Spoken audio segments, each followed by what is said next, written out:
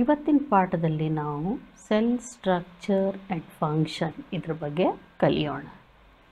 ಮೊದಲನೇದಾಗಿ ಸೆಲ್ ಅಂದರೆ ಏನು?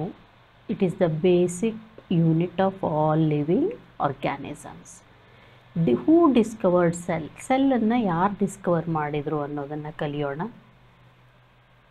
Shape of the cell, number of the cells, ಆಮೇಲೆ ಸೈಜ್ ಆಫ್ ದ ಸೆಲ್ ಬಗ್ಗೆ ಕಲಿಯೋಣ.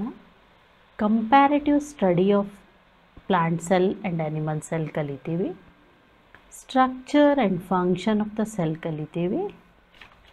ಹಾಗೂ ಪಾರ್ಟ್ಸ್ ಆಫ್ ದ ಸೆಲ್ ಅದನ್ನು ಕೂಡ ಕಲಿತೀವಿ. ಬೇರೆ ಬೇರೆ ಸೆಲ್ಲಲ್ಲಿ ಯಾವ್ಯಾವ ಪಾರ್ಟ್ಸ್ ಇದೆ ಅನ್ನೋದನ್ನು ಕಲಿತೀವಿ. ಈಗ ಪಾಠಕ್ಕೆ ಬರೋಣ.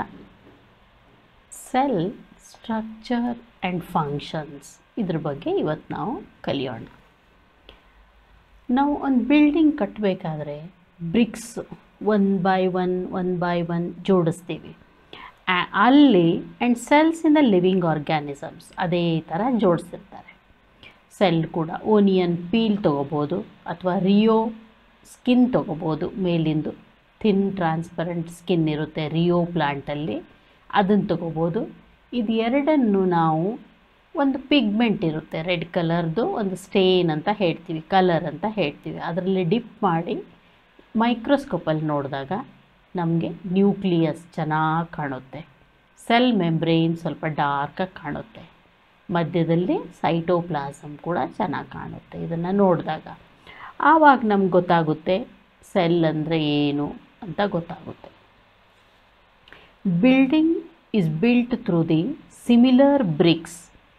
ಅಲ್ಲಿ ಒಂದು ಬಿಲ್ಡಿಂಗ್ ಕಟ್ಟುವಾಗ ಸಿಮಿಲರ್ ಸೈಜ್ ನೀವು ನೋಡಿರಬೇಕು. ಕನ್ಸ್ಟ್ರಕ್ಷನ್ ಏರಿಯಾದಲ್ಲಿ ಸಿಮಿಲರ್ ಬ್ರಿಕ್ಸ್ ಇರ್ತವೆ. Thousands or hundreds of bricks they bring and they join together. ಅಲ್ಲಿ ಒಂದರ ಮೇಲೆ ಒಂದಿಟ್ಟು ಮಧ್ಯದಲ್ಲಿ ಸಿಮೆಂಟ್ ಹಾಕಿಬಿಟ್ಟು ಕಟ್ತಾ ಇರ್ತಾರೆ.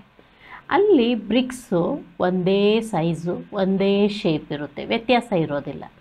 ಬಟ್ ಸೆಲ್ಲಲ್ಲಿ ನಮ್ಮ ಬಾಡಿಯಲ್ಲಿ ಶೇಪ್ಸ್ ಬೇರೆ ಇರುತ್ತೆ, ಸೈಜ್ ಬೇರೆ ಇರುತ್ತೆ, ಆಮೇಲೆ ಡಿಸೈನ್ ಕೂಡ ಬೇರೆ ಇರುತ್ತೆ. ಈಗ ಅಮೀಬಾ ತೊಗೊಂಡ್ರೆ ಬೇರೆ ಥರ ಇರುತ್ತೆ, ಪ್ಯಾರ್ಮೇಷಿಯಮ್ ತೊಗೊಂಡ್ರೆ ಬೇರೆ ಥರ ಇರುತ್ತೆ, ಯುಗ್ಲಿನಾ ತೊಗೊಂಡ್ರೆ ಬೇರೆ ಥರ ಇರುತ್ತೆ.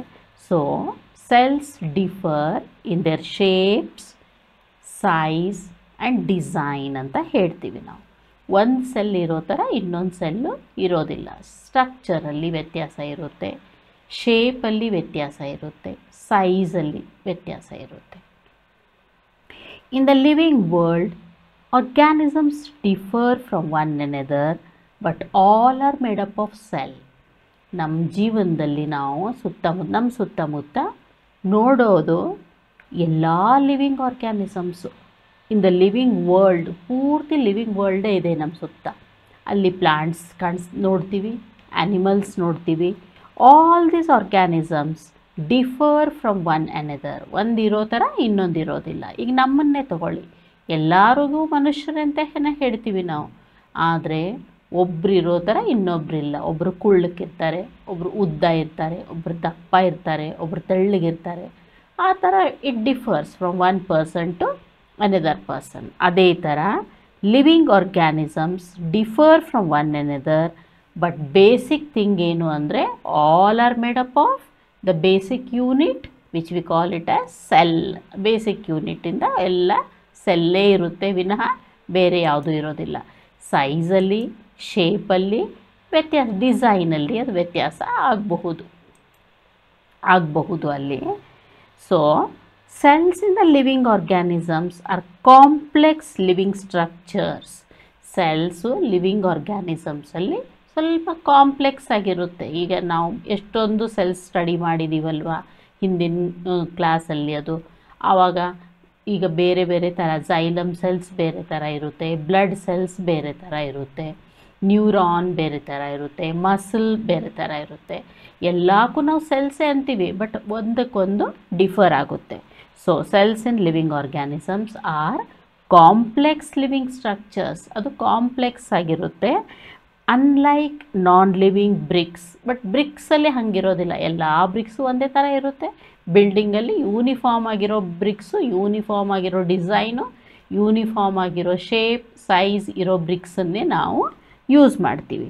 ಈಗ ಸೆಲ್ ಮತ್ತು ಬ್ರಿಕ್ಸ್ ಇದ್ರ ಮಧ್ಯೆ ಡಿಫ್ರೆನ್ಸ್ ಏನು ಅನ್ನೋದನ್ನು ನಾವು ಕಲಿತೀವಿ.